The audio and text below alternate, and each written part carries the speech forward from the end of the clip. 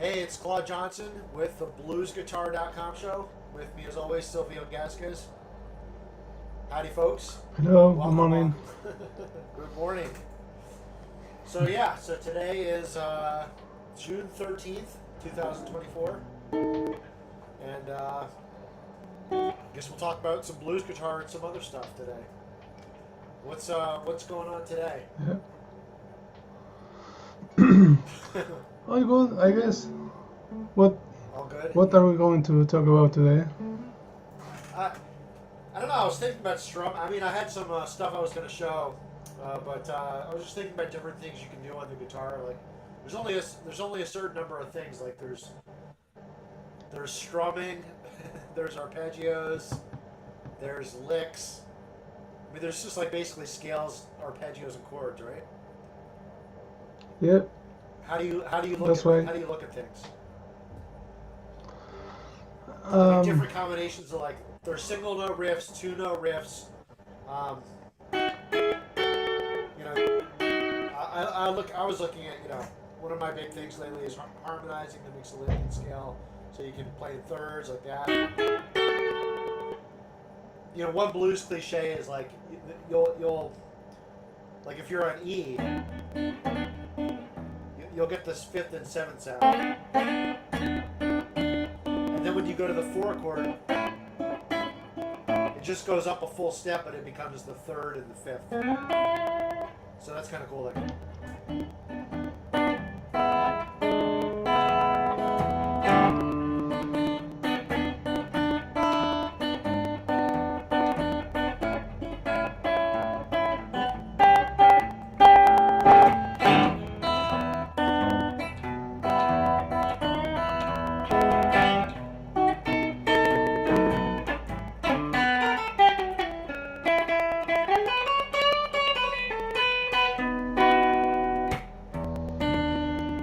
but anyway, yeah, like thirds and then like sixes.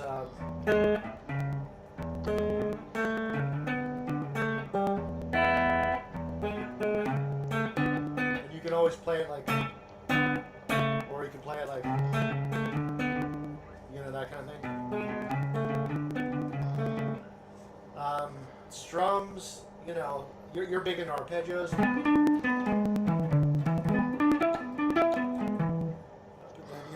Your scales, major scale, minor scale. So I mean, what else yeah. is there? Also, it will depend on if you are playing alone, guitar solo, or if you are Right. playing with the band, right? Because if you are playing some rhythms for a band, you can play something like maybe two note things.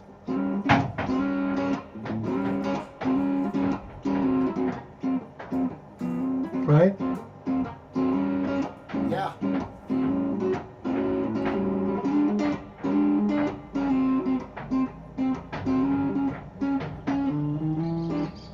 Right? That Nice. could work Yeah. for a band situation, right? Yeah. This is a cool trick. You can play the first chord here and the fourth. Instead of doing this, you can play from here to here, right? Right. Right. Hey, are you Then hearing the anything one, weird on the audio? Because I'm hearing. Are you hearing anything weird on the audio? I was just hearing like a like little feedback or something, like a buzzing sound or something. No. maybe it's here from, yeah, maybe it's from the neighborhood. No. I'm hearing Some something else. Like oh okay. maybe it's in my speakers. Anyway, yeah. So your seventh and third. That's like a big Yeah, trick that I don't know if everyone knows. Like when you go, then it right, flips over. Your third becomes your seventh on the four chord. You right. can also get some cool like shapes. You keep stacking them. Let's see. Now start like this. It's not a very comfortable one at the lower frets, but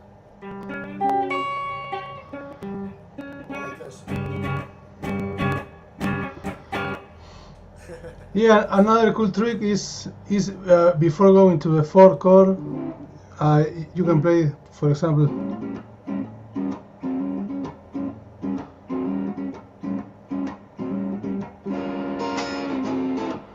right, like a half step up, right, Right.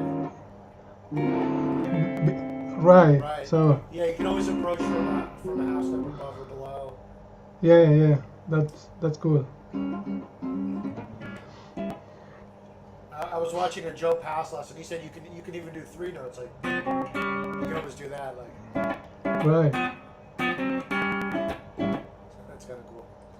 Yeah.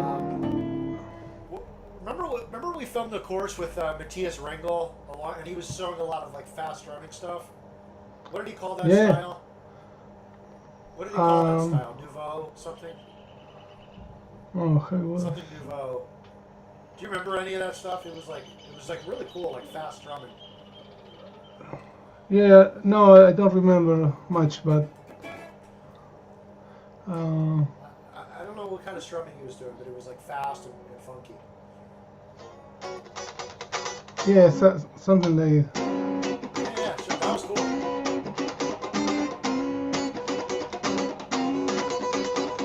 Yeah, That's great. that kind of. Yeah. What was it? Uh-huh. Cool. I like that. Yeah, I feel like I gotta add more strumming. I gotta make my playing more funky. You know, that's like. Yeah, funk something is to work on. is good to work on the rhythm. Yeah. Yeah. Yeah. Yeah. And then like that's one thing I want to work on, like chordal stuff. Just like sort of chordal soloing type stuff. But there's like all these different ingredients that you can sort of just combine. I feel like that's like sort of the art of blues guitars, like combining these different sounds. And it's just like cooking. You're never gonna make a good dish with just one ingredient, right? Right. Yeah. So it's And you can. combine these different. Yeah, you can use chords for leads. For example, this chord, and you can do.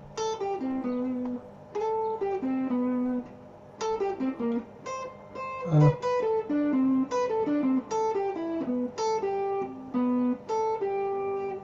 What chord is that?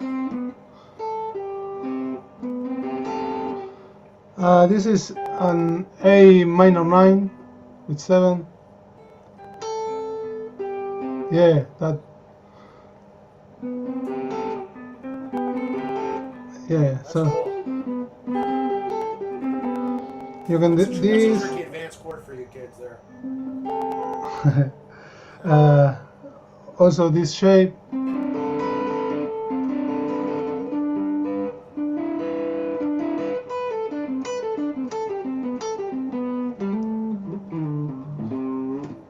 What was that next shape there?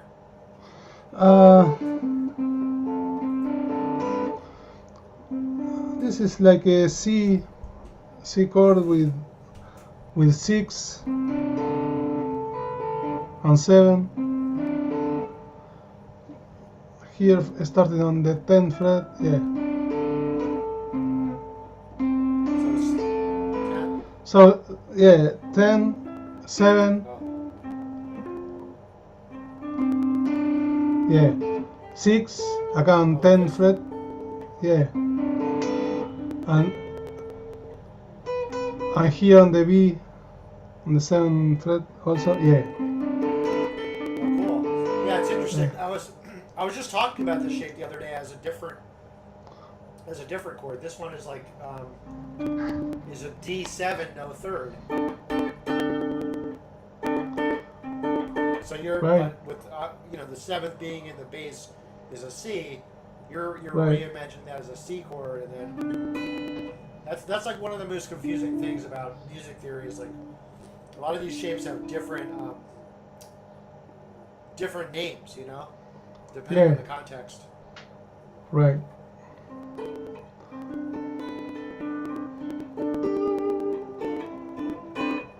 Yeah. Interesting. Yep. Yeah, I Nice. was Of thinking course. about. Um, I had some example about that, but I can't remember.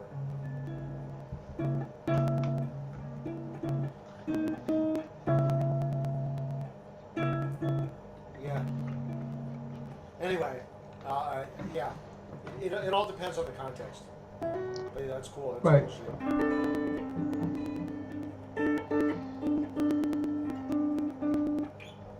Like it really depends where you are in the progression. Like anything can be like if you're on the one chord and then you play something, you're still sort of in that on the one. You know what I mean? Anyway, Yeah. maybe we should get into something more specific here. We're getting lost in the weeds. Let's see. Let me continue on in this. The last couple of days I was talking about fast riffing and just kind of getting this flowing sound. So we talked about the first one was like, riffs like where it was like a 1 and 7 idea, and then the other one was like more simple.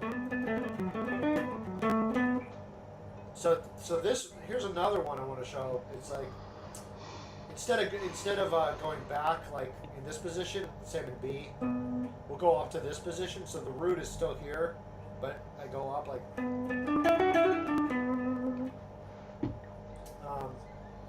So yeah, the blues would be something like this. Let's see.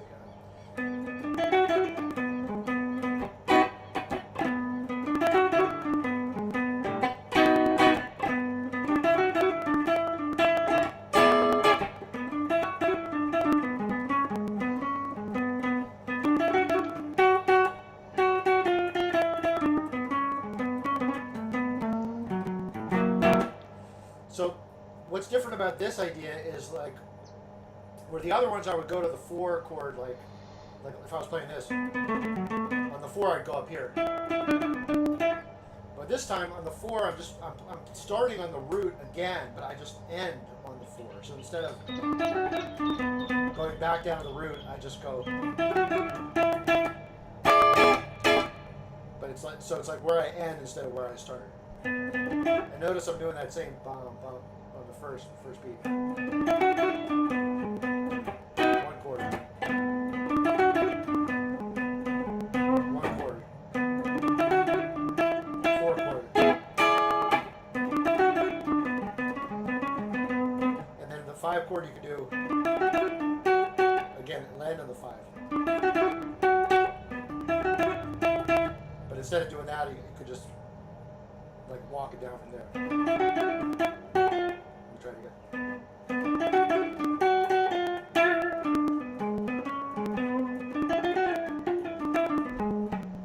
Something like that. Yeah, so cool. That's one more idea. I have a couple. Thanks, man. I have a couple more of these ideas. I'm kind of trying to show one a day on the show, but you can just like again, the idea is just being able to play leads without a backing track, or just rhythm and lead together, riff based.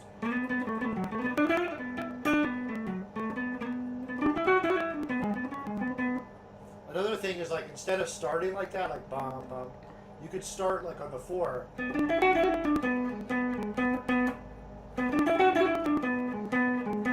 So it's like 1, 2, 3, 4, and 1, 2, 3, 4.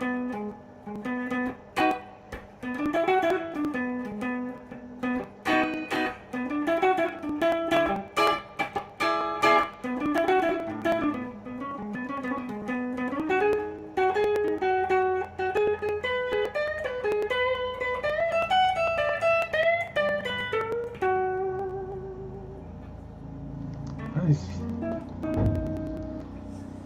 So yeah, so that's like another idea. Anyway, Okay. Cool.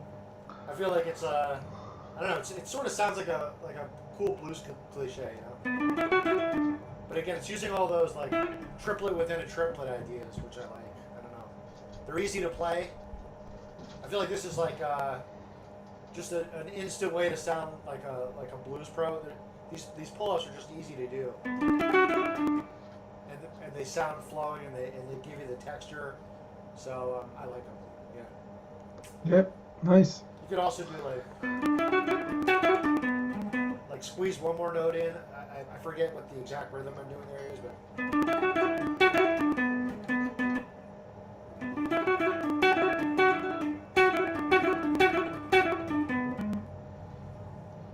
Nice. So Yeah. that's the blues look of the day, the blues riff of the day. Okay. So yeah. I want to share a cool lick you can use in a blues context too. For example, with double barrel.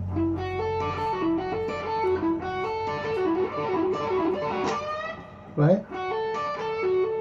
So you use one finger to, like a small bar here to play two notes.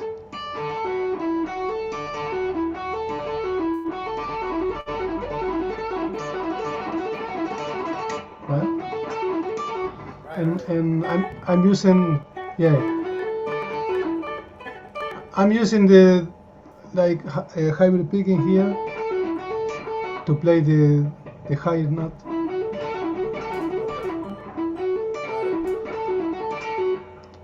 And you can use also another note here.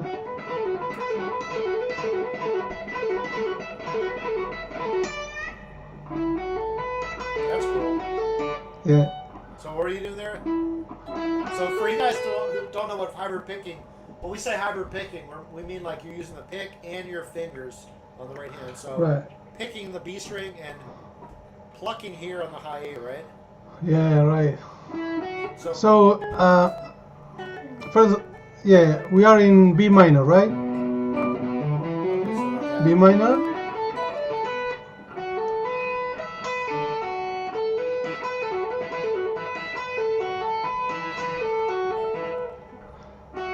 Oh, we are starting on the. No, we start in the second string.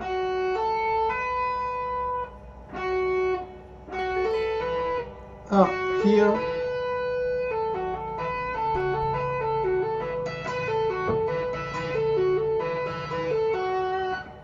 So it's here in the 7th fret. Okay, I got it. No, 7, 10, and 12. And then 12 here on the.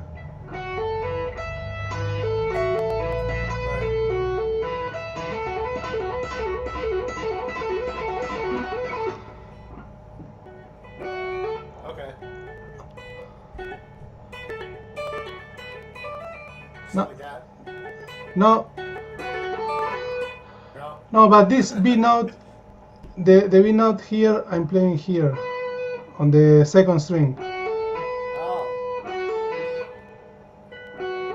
Yeah. Okay.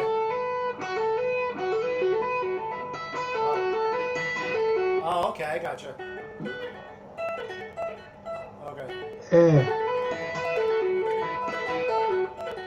Right. Okay, yeah, I do those licks all the time. Yeah,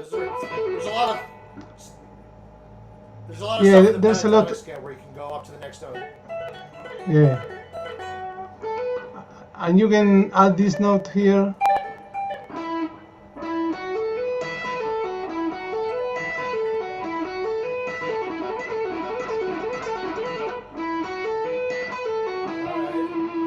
Now we're getting fancy, folks. So you're down to here, down to the next string? Right.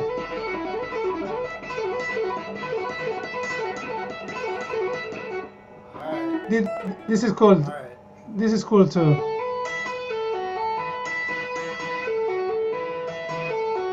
wow. Now we're getting real fancy. So you hit the C go. Right. Yeah. Alright, cool, man.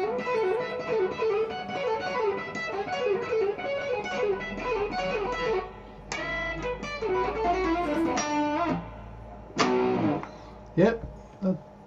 That's another lick you can use. Yeah, that's so cool. Yeah, I was doing something like when I was playing with these pentatonics.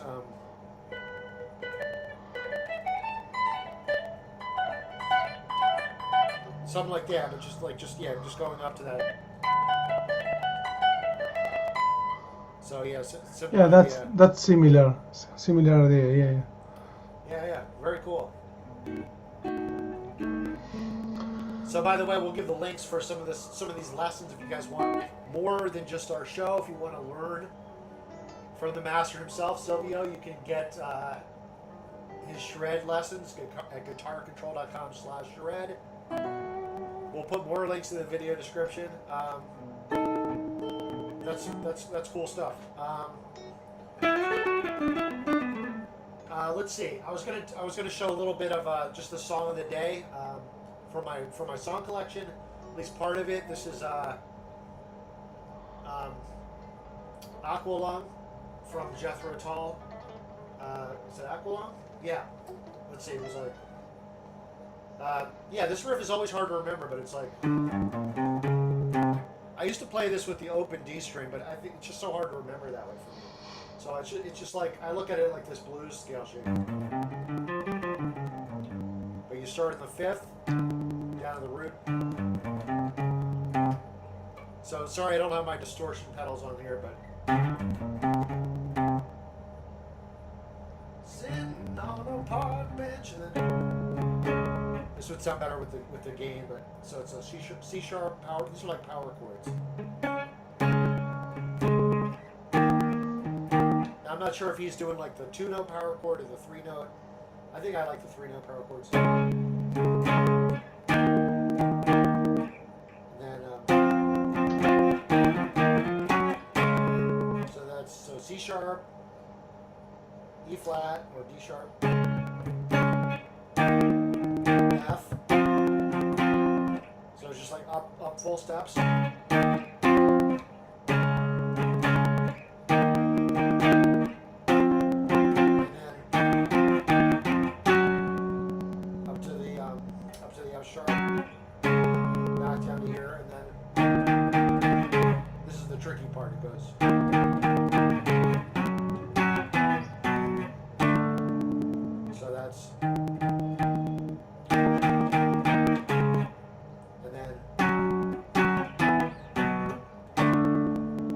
You could also play that like jumping up,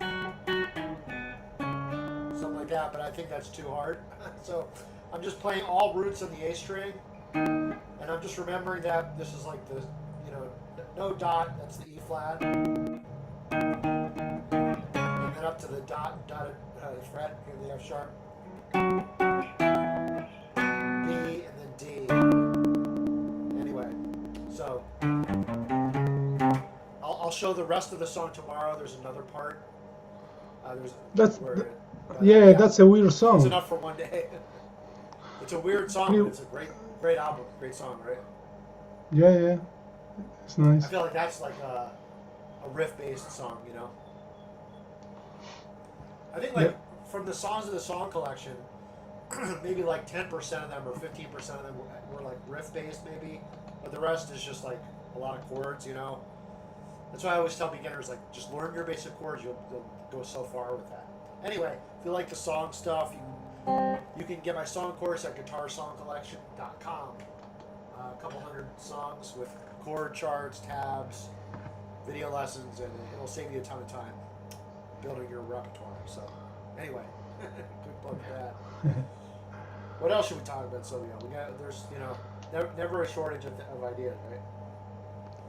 No, I had this Deep Purple single note riff.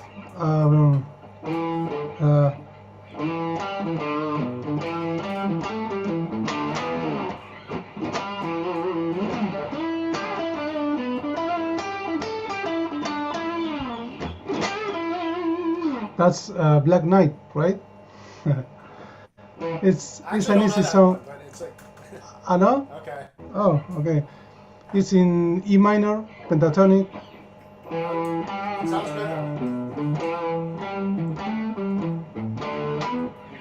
good. Yeah, that it had this rhythm, tat to tat to tat to tat.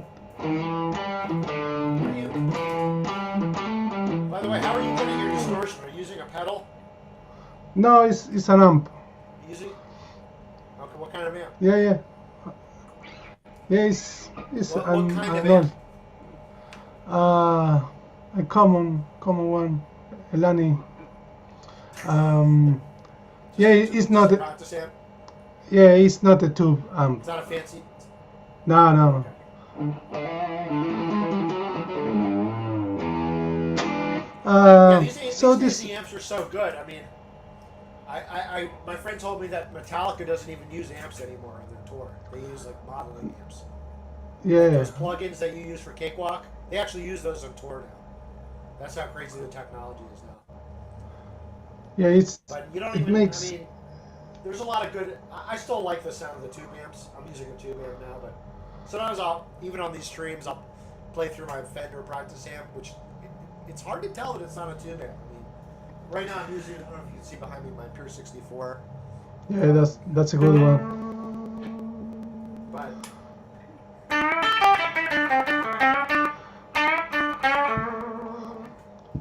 That one has only clean channel, right?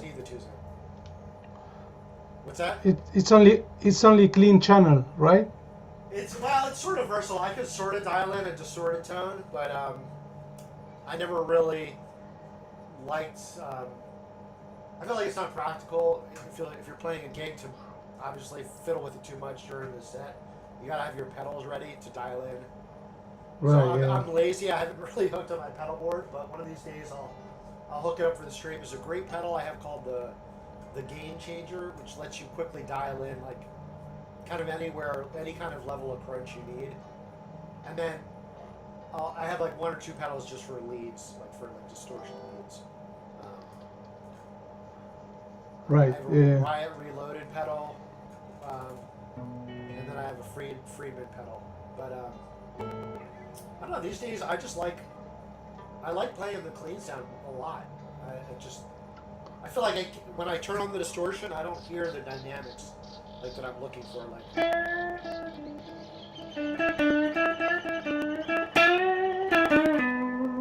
I can't really get that kind of expression with the pedals, as much. Right. Yeah. So.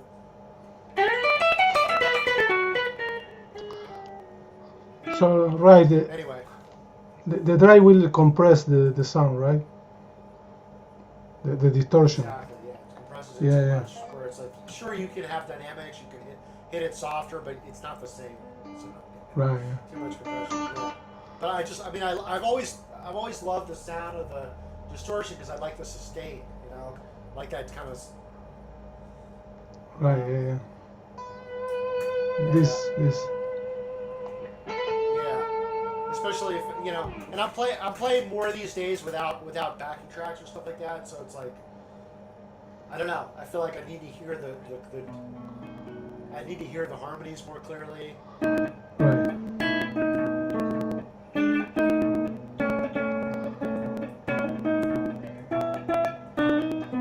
So anyway, but yeah, I used to just always love to play through the pedals and stuff.